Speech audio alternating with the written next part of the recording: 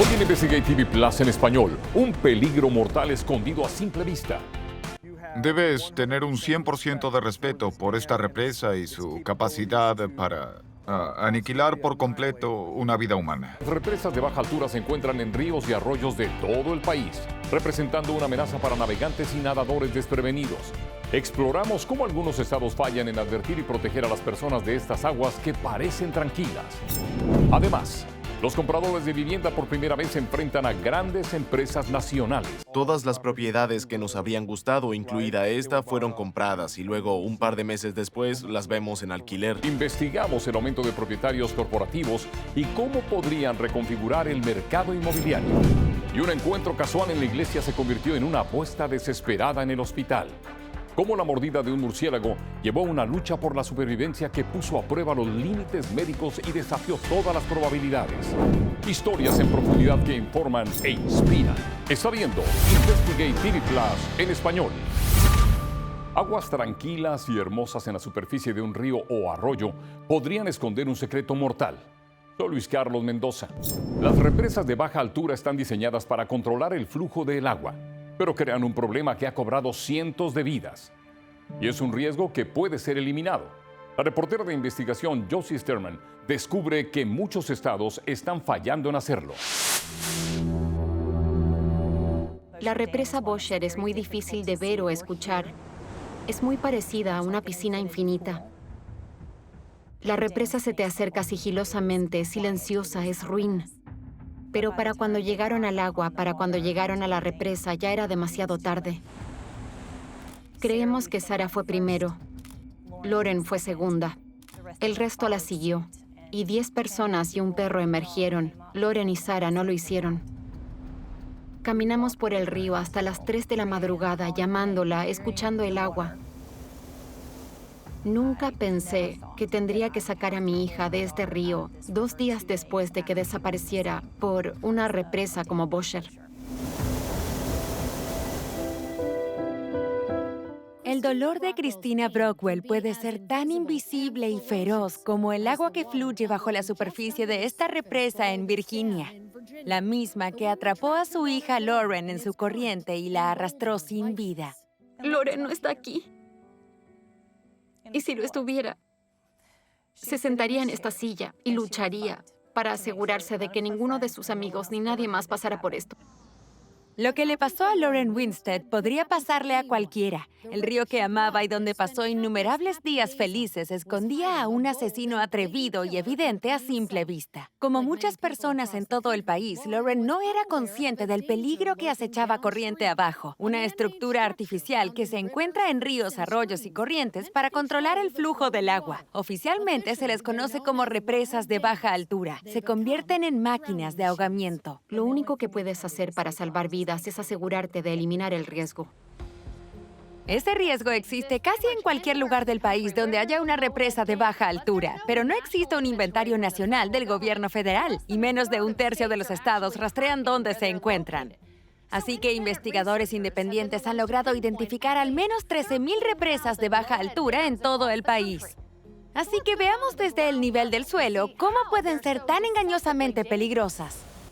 Es casi como estar dentro de una lavadora, donde te da vueltas continuamente. Tal vez logres salir a la superficie y tomar un poco de aire, pero enseguida te vuelve a arrastrar hacia abajo. Empujados hacia abajo por un remolino extremadamente poderoso que Tom Smith sabe que ni siquiera los nadadores más fuertes pueden enfrentar. Como director ejecutivo de la Sociedad Americana de Ingenieros Civiles, es un experto en entender la mecánica que hace que las represas de baja altura sean casi imposibles de superar.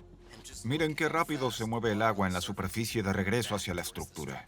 Esta demostración de la Universidad Brigham Young ilustra exactamente cómo sucede. Cuando vemos la cantidad de ahogamientos, es una señal de alerta de que esto es un problema real. Y como mínimo tenemos que asegurarnos de que la gente esté educada sobre la gravedad de esto. La verdad es que no importa quién seas, debes tener un 100% de respeto por esta represa y su capacidad para aniquilar por completo una vida humana. Brian Enterline ha tenido más de 2 décadas para comprender por completo el poder de una represa de baja altura. Harrisburg, Pensilvania, donde es jefe de bomberos, tiene la distinción de tener la represa de baja altura más mortal del país, con al menos 30 muertes. ¿Por qué sigue aquí? Si eliminamos la represa por completo, el nivel del agua aquí en Harrisburg sería innavegable para cualquier tipo de embarcación. Las represas mortales de baja altura permanecen en todo el país por muchas razones, para mantener los niveles de agua o para satisfacer necesidades recreativas o ambientales. Algunas son antiguas, ya no son necesarias, pero sus propietarios son privados, desconocidos o están en disputa. La controversia y los costos de eliminación o modificación también son factores clave en por qué algunas permanecen, aunque el número de muertes sigue aumentando. Nuestro equipo de investigación nacional analizó 25 comunidades en todo el país con las represas de baja altura más mortales, 220 muertes. Solo pudimos confirmar que alrededor de 1/3 de estas represas habían sido eliminadas o modificadas para eliminar el riesgo. Pero descubrimos que algunas soluciones permanentes tomaron hasta 1 década en completarse. En Maryland, un proyecto de eliminación de una represa de baja altura en un sitio donde hubo 9 muertes tomó 7 años desde su inicio hasta su finalización, con al menos una muerte más ocurrida mientras se tramitaban permisos. Enterline dice que Harrisburg ha estado hablando sobre opciones para salvar vidas desde que él está ahí, incluyendo grandes boyas permanentes que podrían ser un último recurso para cualquiera que se dirija hacia la represa. Por ahora, la ciudad depende de boyas temporales que Enterline nos mostró. Se colocan en el agua cada año. Aún así, él dice que ha visto a muchas personas ignorarlas. Me sorprende que al mirar río abajo no se vea rastro de esta cosa en absoluto. No, no se ve. Es como el horizonte, ¿no es cierto? En Pensilvania, la ley estatal requiere señalización advirtiendo sobre las represas de baja altura y sus peligros. Pero nuestra investigación encontró que eso no es universal en todo el país, hasta en estados donde han muerto personas como Virginia, donde más de 20, incluyendo Lauren Winstead, se han ahogado en represas de baja altura. Las preocupaciones sobre la responsabilidad por la represa o la responsabilidad legal si algo sucede pueden alimentar la resistencia a informar a las personas el riesgo. No se puede simplemente lanzar los dados y arriesgarse a que alguien se encuentre con esto y posiblemente muera allí. Después de la muerte de su hija, Christina Brockwell luchó por una señalización en el último lugar donde Lauren podría haber salido antes de que ese paseo amigable en el río transformara sus vidas. Ella apoyaría al 100% los cambios que hemos hecho en el río hasta ahora y querría que continuáramos hasta que esa represa dejara de ser tan mortal. Los legisladores federales también están tratando de identificar cuántas de estas represas mortales existen en todo el país. Se ha propuesto una ley para incluirlas en un inventario nacional. Mientras tanto, tenemos un desglose estatal del número estimado de represas de baja altura, disponible en investigatetv.com. Más adelante, redefiniendo lo que significa producir café de clase mundial. Desde proporcionar hogar a la vida silvestre hasta un producto amigable con el medio ambiente. Vea cómo una finca de café está creando la mezcla perfecta entre calidad y sostenibilidad. Además, las corporaciones están tomando el control de las casas de alquiler en grandes ciudades de Estados Unidos. Tienen grandes recursos financieros y la mayoría de ellas hacen ofertas en efectivo. Descubrimos el impacto que esto tiene en los que compran vivienda por primera vez. Nuestra cobertura en profundidad continúa. Puede conectarse con Investigate TV Plus en español en nuestras redes sociales.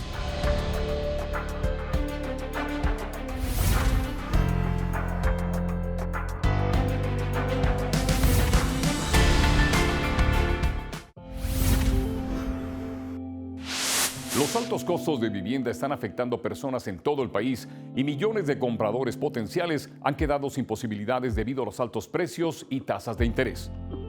Si es su primera vez comprando una casa, los expertos en bienes raíces dicen que podría estar compitiendo con corporaciones nacionales. Tras la crisis financiera de finales de los años 2000, surgieron los inversores institucionales que compraron en subastas lotes de casas embargadas y las convirtieron en viviendas de alquiler. Más de una década después, la Oficina de Responsabilidad Gubernamental encuentra que en muchas ciudades, estos inversores poseen una gran parte de las viviendas unifamiliares de alquiler. La reportera de investigación Naomi Coles profundizó en los registros de propiedad para mostrar con qué frecuencia estas empresas ganan las ofertas en Charlotte.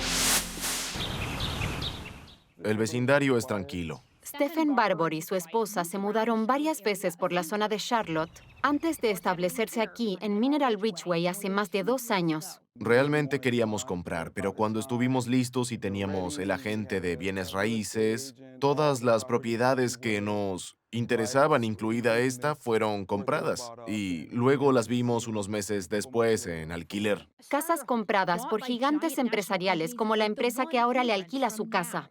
La mitad de las casas en esta tranquila calle del norte de Charlotte le pertenecen a estas corporaciones nacionales. Un nuevo informe del gobierno revela que Charlotte ocupa el puesto número 3 entre las 20 ciudades estudiadas, con un 18% de sus viviendas de alquiler que son propiedad de estas empresas. ¿Cómo afecta esto a los compradores primerizos, a los que buscan tener su propio hogar? Bueno, obviamente no es una buena noticia para ellos si realmente quieren comprar, ¿cierto? Porque están compitiendo con estas grandes instituciones que tienen muchos recursos financieros y la mayoría hacen ofertas en efectivo. Jung-Kian Chu dirige el centro Childress Klein de bienes raíces de UNC Charlotte. Sus estudios muestran que 125 personas se mudan a Charlotte cada día. Y Chu cree que esta tendencia también trae beneficios. Descubrieron que el alquiler de viviendas para una familia permite a muchas familias, en especial a los niños, acceder a escuelas de alta calidad. La tendencia de las empresas que incursionaron en el negocio de alquileres comenzó durante la Gran Recesión. Muchos de estos inversores institucionales, por ejemplo, Blackstone, compraron muchas de estas casas en subastas de ejecuciones hipotecarias y luego las convirtieron en alquileres. Pero la tendencia se ha hecho más evidente en ciudades del llamado Cinturón del Sol como Charlotte y Atlanta, que ocupa el primer lugar a nivel nacional. Aún así, Barbour está agradecido. Disfruta de la tranquilidad de un barrio familiar por el precio de un gran apartamento. Es frustrante que queramos comprar y no podamos de ninguna manera, pero nos sentimos afortunados de tener un hogar y una buena casa con excelentes vecinos en un vecindario tranquilo. La Oficina de Responsabilidad Gubernamental destaca otro beneficio de los inversores institucionales. Pueden comprar casas que requieren reparaciones importantes, un costo que muchos compradores no pueden asumir. Y observando más de cerca las ciudades con el mayor número de viviendas de alquiler que son propiedad de corporaciones nacionales, Atlanta encabeza la lista, seguida por Jacksonville con más del 20%. Luego vienen Charlotte, Tampa y Phoenix, que completan los 5 primeros lugares. A continuación, celebrando un hito importante. Es casi surrealista pensar que han pasado 20 años. Cómo la primera persona en sobrevivir a la rabia sin recibir la vacuna sigue inspirando esperanza décadas después. Pero primero, tomamos un vuelo a Costa Rica y hacemos un recorrido por una finca de café que podría cultivar los granos para su taza de café matutina. Puede ver Investigate TV Plus en español en cualquier momento en línea. Simplemente suscríbase a nuestro canal de YouTube. Encontrará historias y episodios completos. ¿A quién no le gusta una buena taza de café caliente por la mañana? Para algunas personas es la única forma de despertar por completo. El 67% de los adultos estadounidenses beben café diariamente, más que cualquier otra bebida, incluyendo agua embotellada o de grifo. Pero el cambio climático, las enfermedades y la disminución de los recursos naturales han hecho que la agricultura del café sea cada vez más difícil. Para mantenerse al día con la demanda, la primera y más grande plantación de café de Costa Rica tuvo que encontrar soluciones ecológicas. El reportero Jared Dillingham nos lleva a un recorrido y explica cómo los granos se convierten en su café matutino. Están realmente orgullosos de su café aquí en Costa Rica. Y quiero mostrarte una de las mejores rutas de café que puedes hacer aquí en el país, donde se encuentra Aquiares, a unas 2 horas de San José. ¿Y qué lo hace el mejor? Bueno, también fue el primero. Ese letrero significa que este fue el primer molino de café del país. Después del desayuno con el personal y una rápida lección de equitación, nos dirigimos a través de la extensa finca de 2.300 acres. Estamos en Costa Rica y por supuesto que las plantaciones de café aquí tienen hermosas cascadas. Aquiares significa árbol de la vida y en su emblema está el gigante árbol que se alza sobre la finca, similar al árbol de las películas de Avatar. Aquiares está orgulloso de su certificación de la Alianza para los Bosques y de ir por el camino de la sostenibilidad y la biodiversidad. Desde arriba se puede ver que los cafetales no están plantados en filas perfectas. Aquí están separados por árboles nativos más altos, que proporcionan sombra a las plantas de café, dejan caer semillas y ramas y atraen más aves y animales. Todo lo cual enriquece el suelo de forma natural con el tiempo. Todo el trabajo en la finca se hace a mano. Durante la temporada de cosecha, llega una afluencia de trabajadores de las aldeas cercanas en esta región montañosa del centro de Costa Rica. Reciben pago en efectivo a diario y están cubiertos por seguro médico. Recogen las cerezas rojas de las plantas, que luego se clasifican y se secan en un tambor, y luego se calientan en un horno. Pero muchos de los granos de café aquí pasan por un proceso más ecológico. La empresa Aquiares fue la primera compañía de café carbono neutral en Costa Rica. Según el gobierno, Aquiares logró el estatus de carbono neutro o incluso negativo hace años. Esto se debe a una combinación del oxígeno generado por todos los árboles plantados y a cómo han reducido las emisiones. En vez de usar el horno todo el tiempo, muchos lotes de granos de café se secan de manera natural al sol, en invernaderos, que tienen un aroma frutal debido a las cerezas que rebosan durante varias semanas. Una vez que los granos se secan, se clasifican, se ensacan y están listos para ser enviados. Los granos de café cultivados aquí se venden a pequeñas empresas de todo el mundo bajo diferentes marcas, pero es muy probable que tu próximo Starbucks o Espresso provenga de esta finca. La sombra de los diferentes árboles también puede haber atraído nuevas aves a la finca. El personal dice que el número de especies de aves aumentó de un par de docenas a más de 140. A continuación, un tratamiento que nunca se había hecho antes terminó salvando la vida de una adolescente. No sabían si cuando despertara sería yo misma o si quedaría en estado vegetativo o algo peor. Ahora, ella está compartiendo su historia de supervivencia que ha ayudado a otros pacientes de rabia.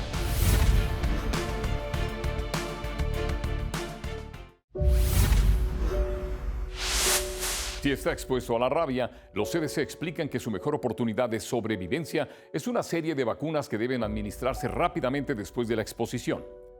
Pero la rabia casi siempre resulta mortal si no recibe el tratamiento adecuado.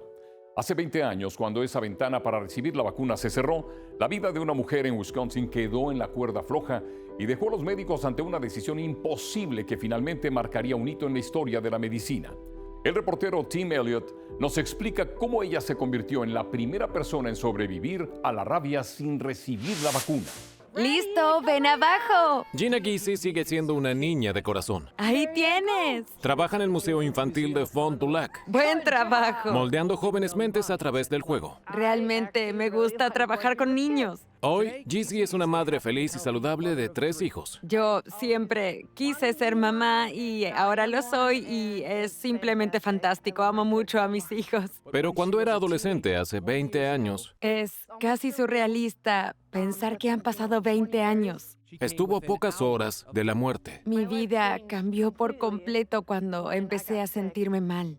En 2004, Ghisi tenía 15 años. Estaba en la iglesia con su madre cuando de repente un murciélago comenzó a volar por el lugar. Voló hacia la parte trasera de la iglesia y uno de los sugieres lo golpeó. Ghisi recogió al murciélago aturdido para llevarlo al exterior, una decisión que cambiaría su vida para siempre. El murciélago logró estirarse y morderme en el dedo, y eso dolió. Ghisi se sacó el colmillo del murciélago de su dedo, se fue a casa y lavó la herida microscópica. La marca en mi dedo era literalmente un pequeño pinchazo. No sangraba, no estaba abierta en absoluto, así que solo la limpiamos con peróxido y la dejamos así. No le dio importancia a la mordida del murciélago, pero unas 3 semanas después comenzó a sentirse enferma. El sábado desperté y no podía levantarme de la cama. Ghisi fue llevada al Hospital St. Agnes, donde los médicos no tenían respuestas. Eventualmente la trasladaron al Hospital Infantil de Wisconsin, en Wauwatosa. Bueno, pensé que iba a morir como los demás. El doctor Rodney Willoughby confirmó el diagnóstico. Ghisi tenía rabia. No pensé que fuera rabia, pero cuando ella llegó aquí empeoró progresivamente y parecía cada vez más real. El doctor Willoughby dijo que en ese momento ya era demasiado tarde para la vacuna. La mayoría muere entre 2 o 3 días después de la aparición de los síntomas. Es realmente 100% mortal. El doctor Willoughby decidió inducir a Ghisi en un coma, básicamente desconectando su cerebro de su cuerpo. Era un procedimiento nunca antes hecho en un paciente con rabia, el primero de su tipo en el mundo. Los pacientes con rabia mueren porque el cerebro sobreestimula el corazón y hace que se detenga. Siempre que improvisas, las probabilidades están en tu contra y yo estaba muy preocupado. Gizi estuvo en coma durante 14 días. No sabían si cuando despertara sería yo misma o si quedaría en estado vegetativo o algo peor. Pero despertó y poco a poco volvió a la vida. Era básicamente un bebé recién nacido a los 15 años. No podía hacer nada. Pero su voluntad de sobrevivir se impuso. No me rindo. Supongo que es terquedad personal. El camino hacia la recuperación fue muy largo y doloroso. Gizi ahora es conocida en todo el mundo por ser la primera persona que sobrevivió a la rabia sin recibir la vacuna vital.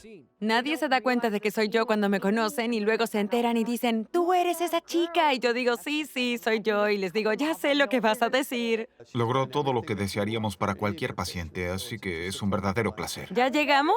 Gizi comparte su historia para ayudar a otros que puedan estar en una situación similar. Bueno, yo nunca me rendí. Siempre quise intentarlo. Encuentra eso en lo que crees y nunca lo sueltes.